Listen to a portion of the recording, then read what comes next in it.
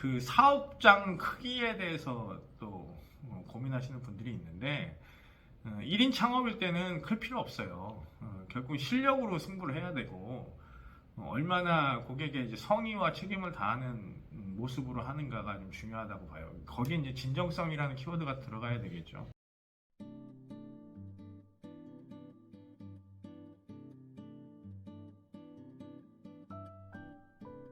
안녕하세요. 골드인의 류지영입니다.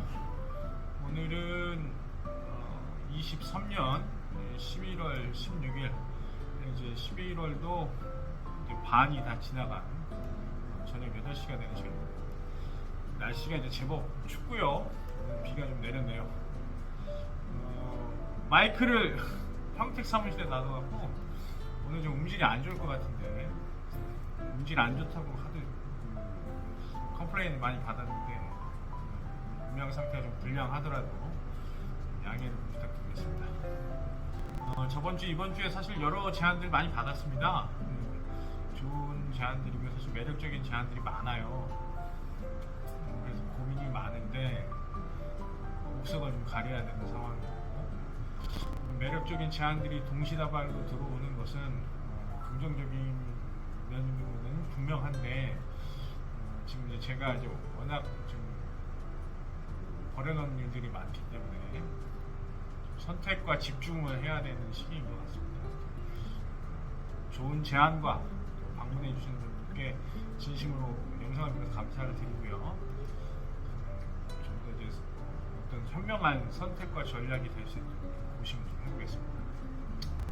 미뤄왔던 그 행정사 창업에 대한 얘기를 좀 해볼까 해요.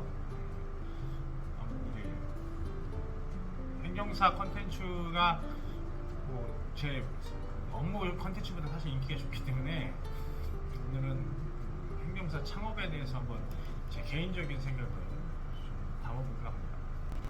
대체로 이제 저를 찾아오시는 분들은 방향성에 대한 고민이 있는 분들이 주로 찾아오시죠. 그건 이제 창업, 그리고 창업, 그리고 이제 이 길이 과연 맞나, 이런 거에 대한 질문을 많이 해오시는데, 저는 만나는 분들마다 항상 말씀을 드려요. 행정사의 어떤 방향성, 업역에 대한 어떤 청사진은 분명히 가능성이 있다. 근데 이제 거기서 내가 어떤 분야를 선택할 것이냐, 그걸 항상 물어보죠. 뭘 하고 싶으세요? 뭘 하고 싶냐? 뭘 하고 싶어요? 하고 싶은 게 뭐예요? 라고 항상 물어보거든요. 결국 내가 하고 싶은 거를 해야 된다고 저는 생각을 해요. 남들 따라가서는 안 되고, 나의 장점은 뭔지, 나는 뭘 잘하는지, 내가 잘할 수 있는 건 뭔지, 거기서부터 시작을 해야 된다고 생각을 합니다. 그래서 항상 당신이 하고 싶은 건 뭡니까? 여기에서부터 창업하기 전에 이제 목표가 세워져야죠. 내가 하고 싶은 건 뭘까? 내가 관심 있는 건 뭘까? 일단 이 분야가 정해져야 돼요. 행정사업이 이제 워낙 다양하니까 여러 가지 하고 싶어서 이제 이것도 하고 저것도 하고 하는데, 저도 처음엔 그랬거든요. 이것도 해보고 싶고 저것도 해보고 싶고. 근데 결국 하나를 선택을 해야 됩니다. 하나 선택해서 거기에 이제 파야져요. 일단 그게 최우선이 돼야 돼요. 입지냐, 뭘 천을 버냐, 이거는 그 다음 문제예요. 내가 하고 싶은 게 뭔지를 먼저 정해야 돼요. 그래서 그 분야에서 내가 적성이 맞겠는지, 내가 그 분야에서 성공을 할 수 있겠는지, 이 결정이 일단 서야 된다고 저는 봐요. 이게 이제 우선이에요. 아마 이 영상들 보시는 분들 다 초기 시험을 출신 새내기 행정사라든지 경력직 출신 이제 새내기 이제 사회 일을 이제 막 경험하신 공직이 아닌 분들이 보실 텐데, 무작정 창업하라고 권유하고 싶진 않아요.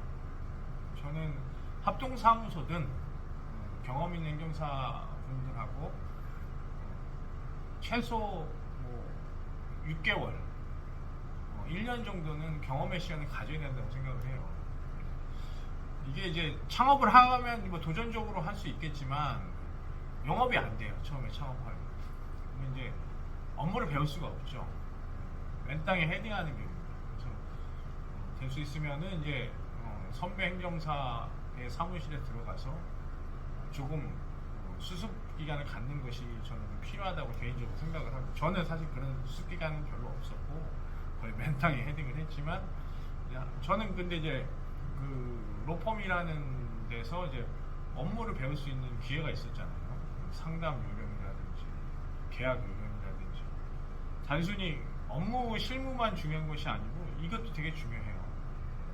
상담 능력, 계약 능력, 또 영업 방법, 영업망은 어떻게 구성하는지. 이거는 이제 내가 네트워크 없이, 인프라 없이 시작하기에는 너무 많은 시일이 소요가 되죠. 그러면 영업이 안 되면 사람이 초조해져요.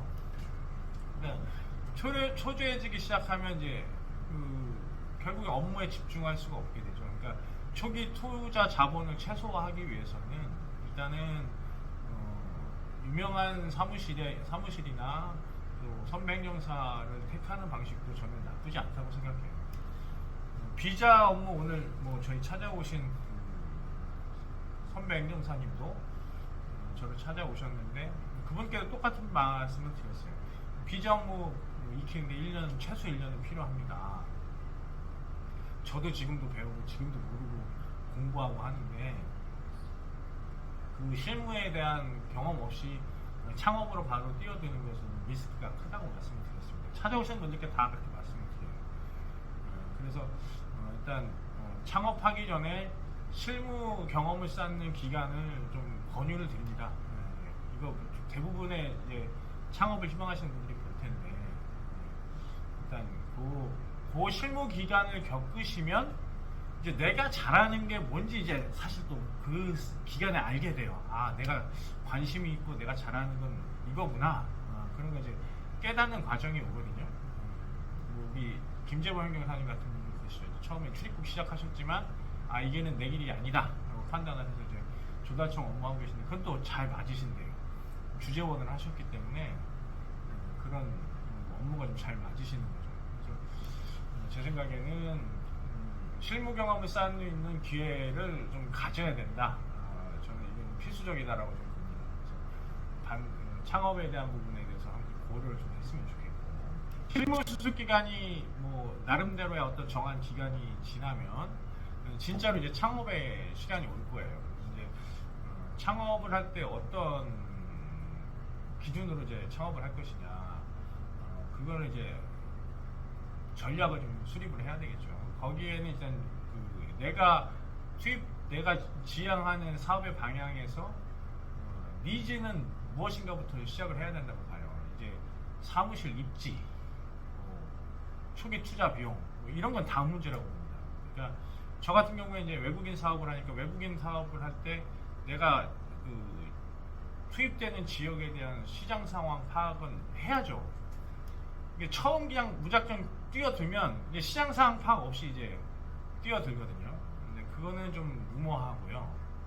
실무 기간 동안 내가 어느 정도 이제 시장의 상황이 이해가 되기 시작합니다.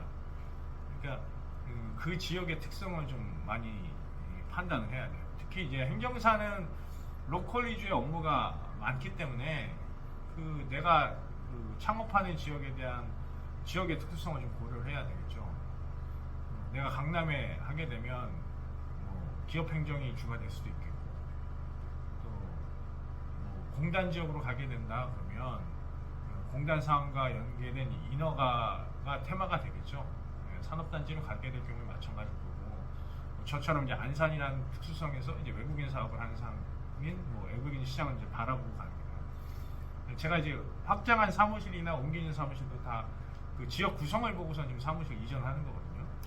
그러니까 이제 그런 어떤 시장 상황에 대한 특수성을 좀 고려를 해야 됩니다. 그리고 이 시장에 고려한 고객들이 워킹이냐, 아니면 예약이냐, 방문 고객이냐, 이거 좀 구분할 필요성이 있어요. 그래서 반드시 1층을 고집할 필요는 저는 없다고 봅니다.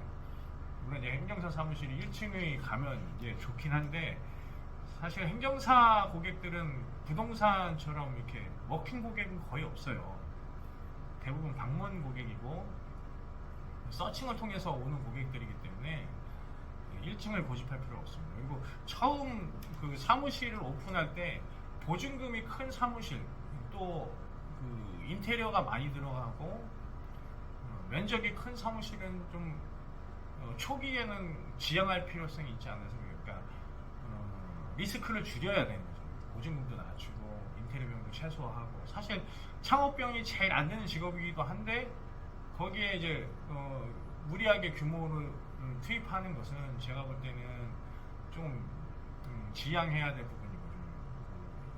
그 비용을 가지고 저는 마케팅 비용에 더 투입을 하는 것이 더 효율적이지 않나 생각을 해요. 마케팅 비용은 좀 과감해도 됩니다. 예. 특히 뭐 키워드 검색이라든지 또는 뭐 SNS 활동이라든지 이게 이제 내가 그 투입하는 시간이 영업이 안 될 때는 내가 이제 관리를 할 수가 있는데 이 영업이 되기 시작하면 사실 관리하기 어렵거든요. 그러니까 처음에 영업 오더를 따오기 위해서라도 마케팅 비용에 사무실에 투입하는 비용 대신 마케팅 비용에 투입하는 것이 더 효과적이지 않나 이렇게 개인적으로 생각을 하고 그 마케팅 비용은 뭐 여러 가지가 있겠지만 뭐 대표적인 건 우리 형용사들 블로그에 많이 목을 매죠. 근데 이제 국내 수요 때문에 그런데 뭐 여러 가지 아이디어를 좀 내야 돼요. 그 오프라인망은 뭐 단체나 협회나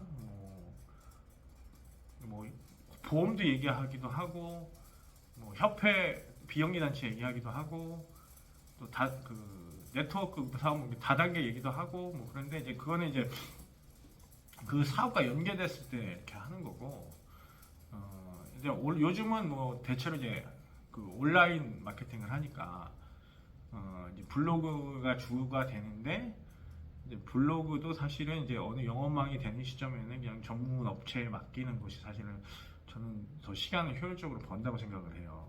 저희도 마케팅 비용을 이제 많이 쓰는데 마케팅 비용에는 좀 아끼지 않을 필요성이 있습니다. 그게 뭐 마케팅 비용망이 한 건보다 못해요. 그러니까 돈이 안 들어가요. 그러니까 거기서 한 달에 한 건만 해도 마케팅 비용을 뽑기 때문에 마케팅 비용에 대해서는 사실 좀 어떤 형태로 투자하는 게 낫죠. 어떨 때는 사실 초기에는 사람을 한 명 쓰는 것보다는 사람 하나 쓰는 비용을 가지고 마케팅 비용에 투자하는 것이 더 효율적일 수 있습니다. 그래서 SNS라든지 온라인 마케터라든지 온라인 광고를 전문적으로 하는 업체에 위탁을 하는 것이 더 효율적일 수 있어요. 블로그도 홈페이지도 마찬가지 전문 업체에 맞춰 더 그럴싸하게 만들어 놓는 것이 손님 유입에는 더 고객 유치에 더 유리하지 않나 이렇게 생각을 해봅니다. 그 사업장 크기에 대해서 또 고민하시는 분들이 있는데 1인 창업일 때는 클 필요 없어요. 결국 실력으로 승부를 해야 되고 얼마나 고객의 이제 성의와 책임을 다하는 모습으로 하는가가 좀 중요하다고 봐요. 거기에 이제 진정성이라는 키워드가 들어가야 되겠죠. 제가 이제 영업망이 확장되는 그 과정을 지켜보면 사실은 저한테 감동을 받고 저희가 신뢰를 받고 찾아주는 고객이 더 많아요. 그러니까 제가 만약 서비스 질이 떨어지면 컴플레인 들어와요. 저도 컴플레인 들어옵니다. 왜냐면 업무량이 늘어날수록 그 업무 처리 기간이 이제 늘어나니까 업무 처리 기간이 늘어나면 컴플레인이 들어오죠. 컴플레인이 들어온 것은 퀄리티가 떨어진다는 건데 이 퀄리티를 높이고 컴플레인을 줄일 수 있는 방법은 이제 또 내가 고객을 응대하는 서비스의 형태예요. 전화를 안 받아버리고 백콜을 안 하는 행위는 제가 보면 무책임한 행동이 돼요.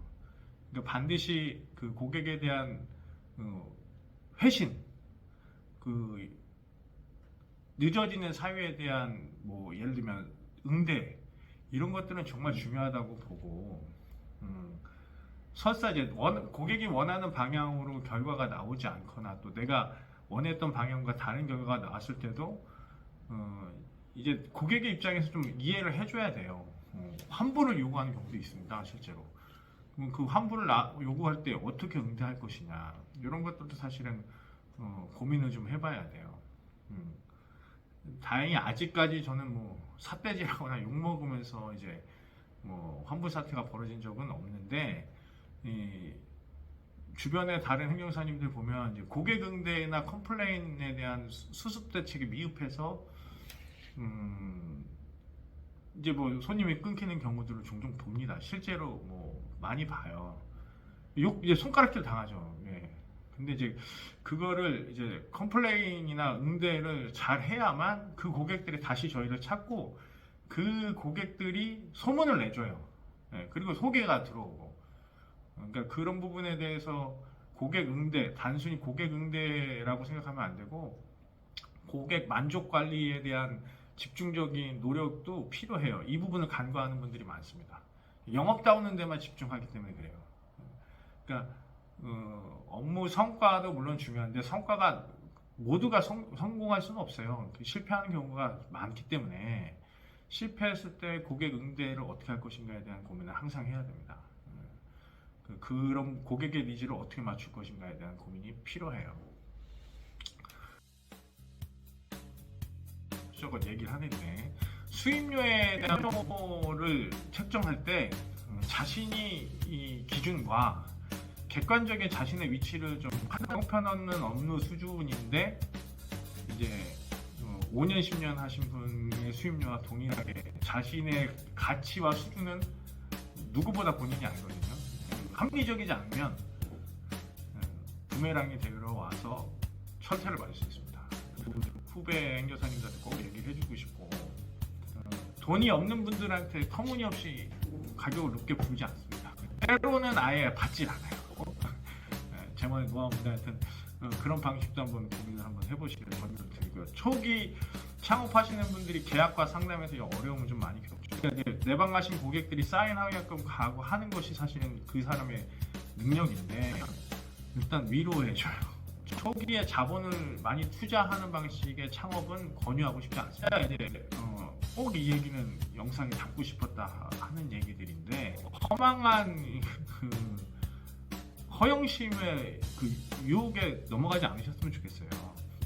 월 1,000만 원 벌라 그러면요 정말 바빠요. 쉬지 않고 일해야 됩니다. 업무가 딜레이가 되고 딜레이가 되면 컴플레인이 되고 컴플레인은 퀄리티를 낮추는 결과를 초래합니다. 이거는 항상 공식 같은 거예요.